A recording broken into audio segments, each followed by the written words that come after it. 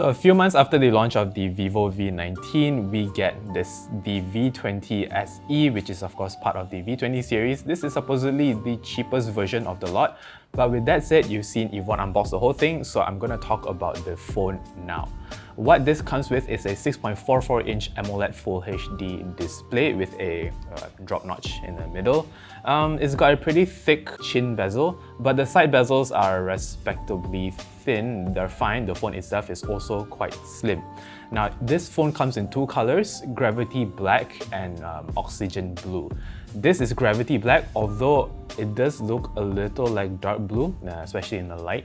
But there is a cool gradient finish at the back. It starts silver at the top and moves its way down to slowly becoming dark blue or black as Vivo call it. This is a fingerprint magnet, but honestly it looks great along with a triple lens camera bump. Speaking of cameras, this comes with a 48-megapixel main lens, an 8-megapixel ultra-wide lens and a 2-megapixel portrait lens. Over on the front is a respectable 32-megapixel selfie lens. So I guess you kind of want to see photos, right? So let me just go ahead and take a few photo samples and let me show you.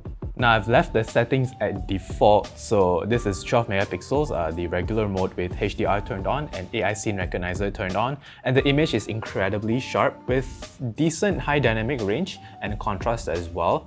It was incredibly bright outside, it's early morning right now, but it managed to capture everything in detail, especially even the dark spots, so that is actually quite respectable. There is a good amount of definition in the clouds, which I absolutely love, but I think the AI scene recognition does oversaturate colors just a little bit if you look at the trees and the bushes. But yeah, overall pretty respectable image. I like this a lot. But if you take a picture that is sort of facing the light source, it actually looks kind of cool. Yeah, my videographer said that she likes this photo and I agree, it looks pretty cool. I think it has a lot to do with image processing, with how they make this image look so cool. The image processing managed to make everything look amazing here, especially again the details in the clouds and dynamic range. On this picture, however, there's surprisingly not a lot of oversaturation in colors, not like the previous picture. Again, lots of details retained in the picture, even in further objects like the buildings at the back. Especially for a 12-megapixel image, I think this is actually pretty good. But let's move on to high-res images for now. Now looking at the 48-megapixel image, it's surprisingly balanced. The overall image is surprisingly balanced. Colors are not oversaturated. Lighting is not overexposed. You obviously get the amazing detail a 48-megapixel image gets you. Yeah, I like this a lot. Now when it comes to selfies, like I said, this has a 32-megapixel camera. Let's look at the normal photo first without any bokeh. Subject is actually really sharp. In decent lighting, you get a pretty bright image, obviously. And I have beautification turned on at default level, and my eyes look a bit weird. Those are not my eyes, they're a little too big. I have small eyes. So the image processing, the beautification at default settings does kind of widen your eyes a bit. Now let's look at the portrait shots with bokeh turned on.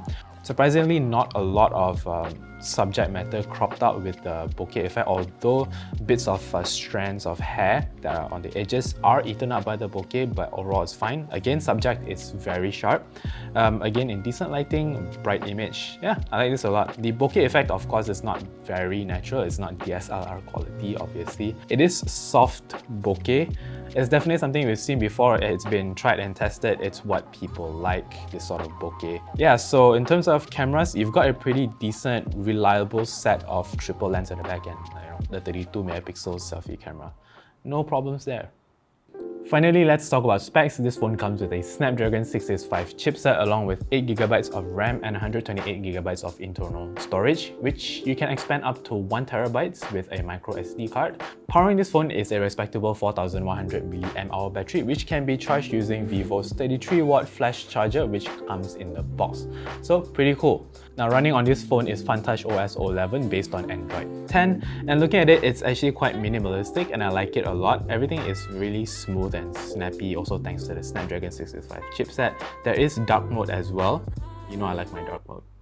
There's really not much to say about the OS besides it really looking quite clean. Everything's quite vibrant and bright. The icons are really colorful. But again, to each their own. Some people like it colorful, some people don't. But that's up to you. The Vivo V20 SE is priced at 1,199 ringgit and can be purchased via their official Lazada and Shopee pages. Links are in the description box below. So if you like this video, give us a thumbs up and remember to subscribe. This is Victor signing off. Bye-bye.